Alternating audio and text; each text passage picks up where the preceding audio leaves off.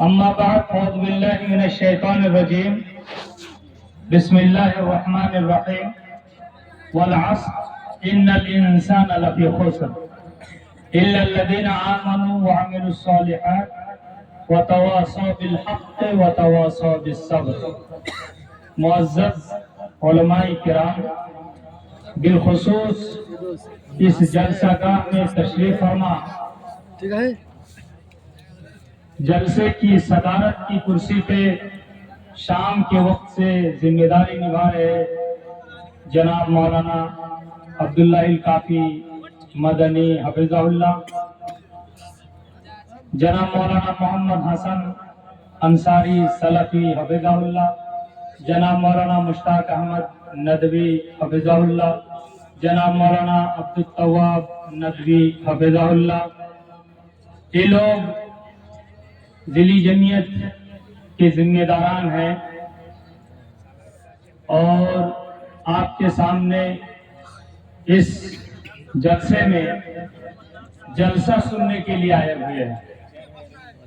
میں نے آپ کے سامنے قرآن مقدس کی ایک سورہ پڑھی ہے، بہت مختصر انداز میں چند باتیں آپ کے سامنے رکھنا چاہتا ہوں۔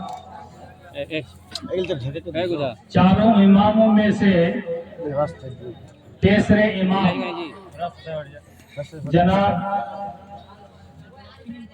محمد بن ادریس الشافعی رحمہ اللہ بہت بڑے گیانی تھے، بہت بڑے مفسر تھے، بہت بڑے محدث تھے، بہت بڑے اصولی تھے، بہت بڑے عالم تھے۔ مکہ میں ان کی پیدائش ہوئی تھی اور تعلیم کی دنیا میں انہوں نے ایک بات کہی ہے کہ اگر اللہ تبارک و تعالی انسانوں کی ہدایت کے لیے پورا قرآن نہ نازل کر کے صرف سورہ عصر کو نازل کرتا تو ان کی ہدایت اور رہنمائی کے لیے یہی سورہ کافی ہو۔ کیا ہے اس سورہ کے اندر؟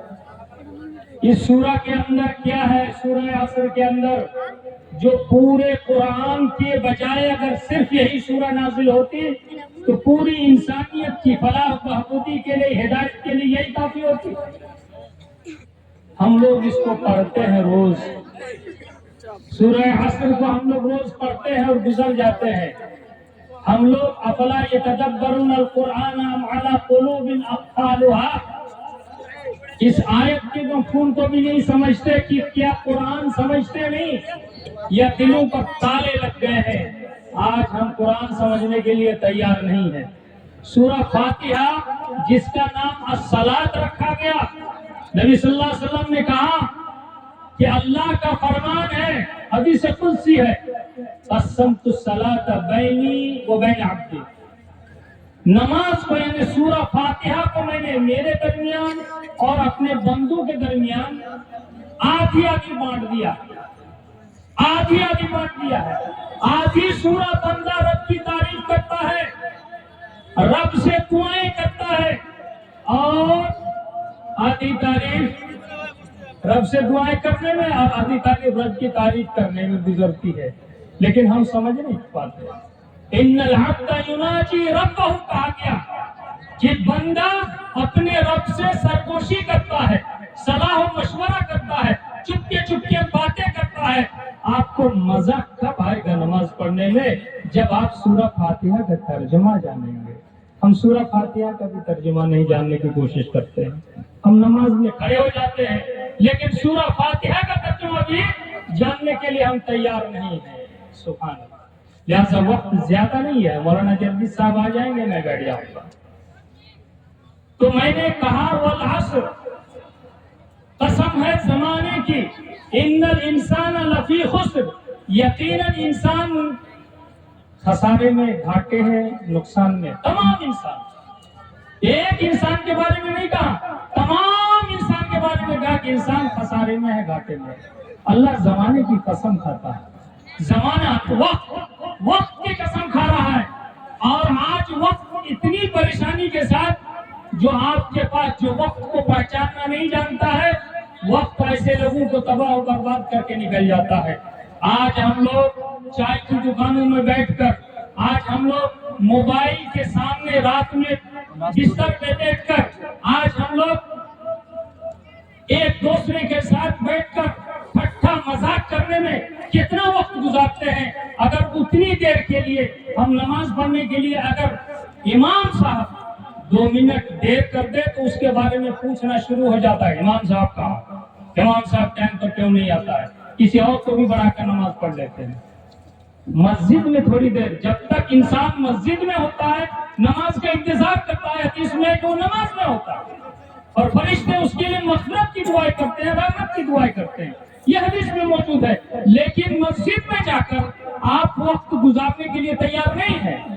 آپ مسجد کا وقت آپ کے لیے بڑا مہنگا پڑتا ہے, پورا 1 گھنٹہ لگتا ہے 5 وقت کی نماز ادا کرنے کے لیے. اس کے لیے بھی آپ پریشان رہتے ہیں کہ مسجد میں جا کر چھٹ پٹی لگ جاتی ہے, جلدی بھاگنے کی کوشش کرتے ہیں.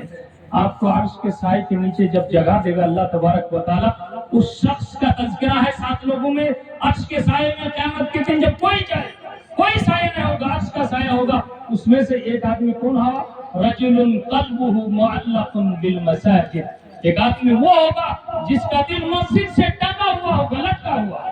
وقت کی کوئی اہمیت ہم لوگ نہیں سمجھتے, اور یہاں وقت کی قسم کھا کر اللہ تبارک و تعالیٰ کہتا ہے. انگریز کہا کرتے تھے دوستو, the time is money, وقت ہی دولت ہے. اور اہل عرب کہتے ہیں الوقت کالسیف ان لم تقطعه يقطعك, وقت تلوار کی طرح سے ہے, اس کو کاٹنا سیکھو, اس سے فائدہ اٹھانا سیکھو, وقت سے فائدہ اٹھانا سیکھو. تم اگر فائدہ نہیں اٹھاؤ گے تو وقت تمہیں کاٹ ڈالے گا. جنہوں نے وقت کا اندازہ نہیں لگایا, وقت سے فائدہ نہیں اٹھایا, وہ لوگ تاریخ بنانے نہیں سکے, وہ لوگ تاریخ سے مٹ گئے. تاریخ بنانے والے وقت سے فائدہ اٹھاتے ہیں دوستوں. کہا اللہ نے کہ تمام انسان گھاٹے میں ہے, نقصان میں ہے, خسارے میں ہے. اب کون لوگ گھاٹے میں نہیں ہے, خسارے میں نہیں ہے؟ یہاں وہ بھی ذکر کر دیا, الا الذین آمنوا, وہی لوگ جو ایمان لائے. ایمان لانے والے گھاٹے میں نہیں ہے. صرف ایمان لانا کافی نہیں ہے دوستو, ایمان کے ساتھ عمل صالح بھی ضروری ہے. ایک آدمی عمل صالح کرتا ہے, نیک عمل کرتا ہے, لیکن اس کے پاس ایمان نہیں ہے, اس کی بھی کوئی اہمیت نہیں. جس کے بارے میں اللہ نے قرآن مقدس میں فرمایا, ایک آدمی کافر ہے, بہت نیک کام کرتا ہے, تو اس نیک کام کا کیا ہوگا آخرت میں؟ وَقَدِمْنَا إِلَىٰ مَا عَمِلُوا مِنْ عَمَلٍ فَجَعَلْنَاهُ هَبَاءً مَنثُورًا.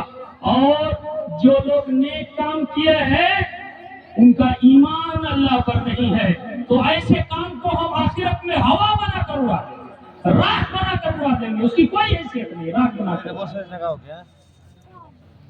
علامہ اقبال نے کہا تھا, بجھی عشق کی آگ اندھیر ہے, مسلمان ہی راکھ کا ڈھیر ہے. تو راکھ کا ڈھیر, آج مسلمانوں کی تعداد راکھ کے ڈھیر کی طرح سے ہو گئی, تو راکھ کا ڈھیر کو جس طرح سے اللہ اڑا دے گا, جو لوگ ایماندار ان کے عمل کو اللہ نیک عمل کو راکھ کے ڈھیر بنا کر اڑا دے گا, اس کی کوئی حیثیت نہیں. لہذا ایمان کے ساتھ عمل ضروری ہے. الا الذین آمنوا وعملوا الصالحات, جو ایمان لائے اور ان کے ساتھ انہوں نے نیک عمل کیا. نیک عمل جانتے ہیں کس کو کہتے ہیں؟ نیک عمل جانتے ہیں, ہر آدمی سوچتا ہے کہ ہم ہی بھالو کام کرچی, ہم ہی نیک کام کرچی, بھالو بھالو مولوی تھے کہ بھالو بھالو کام کرچی, میلے مولوی تھے کہ میلے مولوی بوکے لاگ دیا جنگ میں چلے جاؤ. ہم لوگ بہت سمجھ میں اس طرح کے بہت بولتے ہیں, اس طرح کی بات بہت آدمی بولتے ہیں, لیکن آپ کو پتا ہے کہ نیک عمل کیا ہے؟ آپ کیا نیک عمل کرتے ہیں؟ نیک عمل میں 2 چیزیں بنیادی شرط ہیں نیک عمل کی. پہلی چیز اخلاص النیہ, نیت خالص ہو, نیت خالص ہو اللہ کے لیے. اخلاص النیہ للہ تبارک و تعالی. آپ کی نیت, آپ بولتے ہیں جیسی نیت ویسی برکت. آپ کی نیت صاف ستھری ہو اس عمل میں جو عمل آپ کر رہے ہیں. اللہ کے رسول صلی اللہ علیہ وسلم انما الاعمال بالنیات, یقیناً ہر عمل کا دار و مدار نیت پر ہے. آپ کی نیت صحیح ہے تو آپ کا عمل صحیح ہے. اور اس کے ساتھ ساتھ دوسری چیز ہے تجرید المتابعہ للنبی صلی اللہ علیہ وسلم. اس عمل میں آپ پیروی کس کی کر رہے ہو؟ صرف اللہ تبارک و تعالیٰ کی بندگی کریں. شیخ جلدی صاحب کو لایا جائے جلدی، لوگ بے تاب ہو رہے، پریشان ہو رہے ہیں. صرف اللہ کی